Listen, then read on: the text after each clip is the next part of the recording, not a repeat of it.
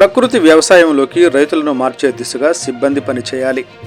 పల్నాడు జిల్లాలో ప్రకృతి వ్యవసాయం రైతుల్లోకి ఉద్యమంగా తీసుకువెళ్లాలి. పల్నాడు జిల్లా ప్రాజెక్టు మేనేజర్ కె అమలకుమారి.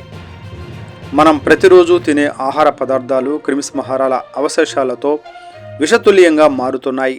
దీంతో ప్రజలు పలు రకాల రోగాల బారిన పడాల్సిన పరిస్థితులు ఏర్పడుతున్నాయి.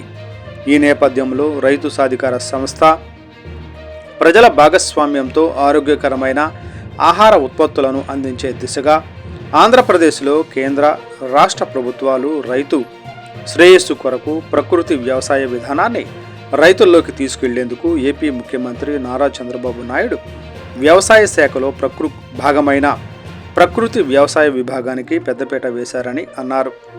బుధవారం పల్నాడు జిల్లాలోని బృందావనంలో ప్రకృతి వ్యవసాయ సిబ్బందికి సమీక్షా సమావేశం కార్యక్రమాన్ని నిర్వహించారు.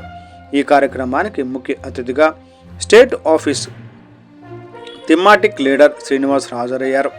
ఈ సందర్భంగా ఆయన మాట్లాడుతూ రైతన్నలందరూ తమ పొలంలో ఖరీఫ్ పంట వేసే ముందుగా భూమి ఖాళీగా ఉంచకుండా 30 రకాల విత్తనాలు బీజామృతంతో విత్తన శుద్ధి చేసి పొలంలో చల్లాలని, 45 రోజుల తర్వాత భూమిలో కలయదున్నటం వలన ప్రధాన పంటకు కావలసిన సూక్ష్మ పోషకాలు అభివృద్ధి చెంది పంట ఆరోగ్యము, భూమి సారవంతము, పంట దిగుబడి కూడా పెరుగుతుందని, గ్రామాల్లోని రైతులకున్న మొత్తం విస్తీర్ణంలో ఈ సాగు విధానాన్ని పాటించే విధంగా సిబ్బంది పనిచేయాలని తెలిపారు.